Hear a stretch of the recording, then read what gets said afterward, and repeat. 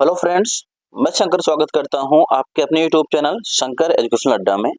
इस वीडियो में हम लोग देखने वाले हैं एमए जियोग्राफी सेकंड सेमेस्टर। आपका सेकंड पेपर है इकोनॉमिक जियोग्राफी यानी आर्थिक भूगोल।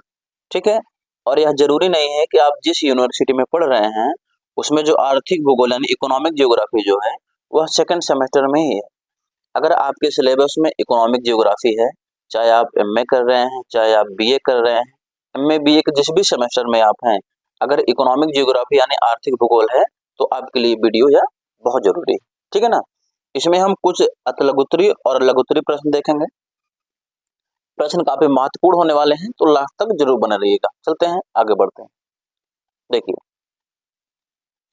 पहला क्या है, आर्थिक प्रदेश क्या है, इसको पूछा जा सकता है, या फिर फेज क्या है, इस तरीके से पूछा जा सकता है। ठीक है ना।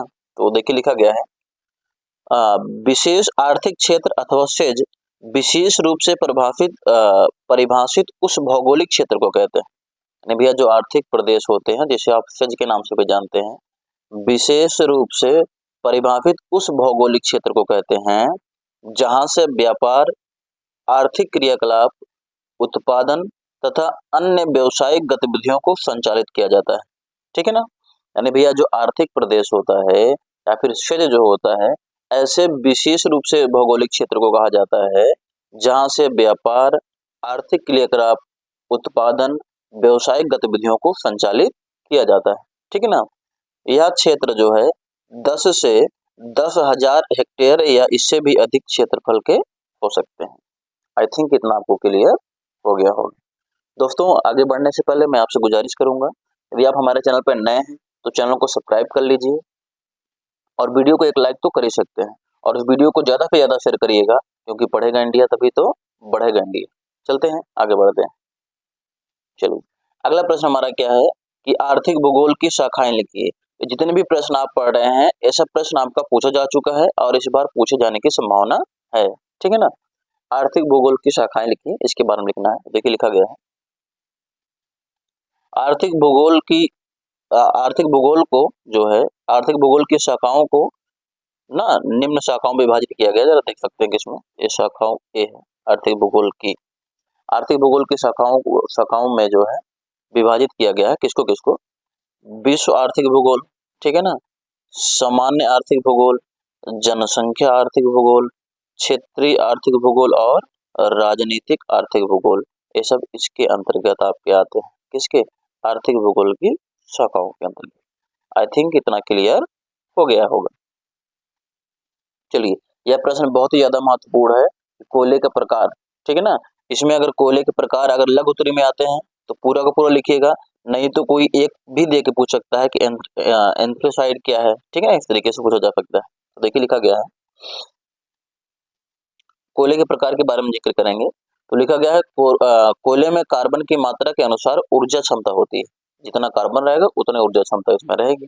तो इसके आधार पर जो है इसकी निम्न किस्में पाई जाती है, मतलब कार्बन को निम्न भागों में बांटा जा सकता है। पहला क्या है? एंथ्रेसाइट। याद रखिएगा, एंद्रे नहीं एंथ्रेसाइट। ठीक है ना, ये टाइपिंग मिस्टेक हो गया है। एंथ्रेसाइट में क्या होता है? यह कोयला सर्वोत्तम प्रकार का होता है, मतलब काफी अच्छी क्वालिटी का होता है। यह कठोर, चमकदार, रवेदार तथा भंगुर होता है। ठीक है ना।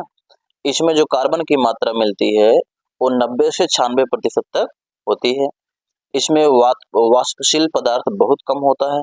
ठीक है ना। यह जलने में धुआं कम देता है तथा ताप बहुत अधिक होता है इसमें। आई थिंक इतना आपको क्लियर हो गया होगा। ये पहला प्रकार है। या फिर ऐसे भी पूछ सकता है कि एंथ्रासाइड क्या है, इस पर टिप्पणी लिखिए। शॉर्ट में भी पूछा जा सकता है। ठीक है ना। तो इस तरीके से आप इसको लिख सकते हैं। अगला प्रकार कौन सा है? अगला है बिटुमिनस। क्या है? बिटुमिनस। ये भी कोयले का प्रकार है। तो देखिए लिखा गया है यह काले रंग का चमकदार कोयला होता है। इसमें कार्बन की मात्रा 70 से 90% तक होती है। ठीक है ना। इसमें वाष्पशील पदार्थ की जो मात्रा होती है वो आपका भैया अधिक पाई जाती है। यह जलने में धुआं बहुत देता है। यह यह क्या है? पीली लौ के साथ जलता है। क्या है? ये लौ है, पीली लौ के साथ जलता है। मतलब जब जलता है ना तो इसकी लौ जो होती है हल्का हल्की पीली पीली होती है। ठीक है ना। आई थिंक इतना क्लियर हो गया। अगला क्या है? लिग्नाइट। ठीक है ना। तीसरा प्रकार कौन सा है? लिग्नाइट। इसमें देखिए क्या लिखा गया, यह भूरे रंग का कोयला है। जो लिग्नाइट है भूरे रंग का कोयला है। इसमें कार्बन की मात्रा जो होती है वो भैया आपका 45 से 70% तक होती है। यह जलने में धुआं अधिक देता है तथा राख भी बहुत छोड़ता है। ठीक है ना, इसमें राख भी बहुत ज्यादा निकलती है। इसमें वनस्पति का अंश अधिक मात्रा में होता है। आई थिंक इतना आपको क्लियर हो गया होगा। चलते हैं अगले प्रकार की तरफ। अगला प्रकार हमारा क्या है? पीट कोयला। ठीक है ना, क्या है? पीट कोयला। तो देखिए लिखा गया है, यह वनस्पति के मौलिक रूप में थोड़ा सा ही परिवर्तित कोयला है। ठीक है ना, भैया वनस्पति के मौलिक रूप में थोड़ा सा परिवर्तित कोयला होता है। इसमें कार्बन की जो मात्रा है, मात्रा नहीं, मात्रा जो है, कार्बन की जो मात्रा है वो 40% तक पाई जाती है। ठीक है ना, कितने प्रतिशत तक? 40% तक। यह प्रायः लकड़ी की तरह जलता है और जलने में धुआं बहुत देता है। आई थिंक इतना आपको क्लियर हो गया होगा।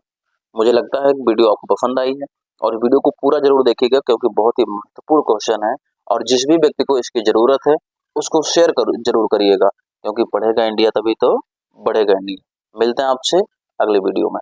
डिस्क्रिप्शन में लिंक रहेगा, वहां पे जाकर के और भी वीडियो आप देख सकते हैं।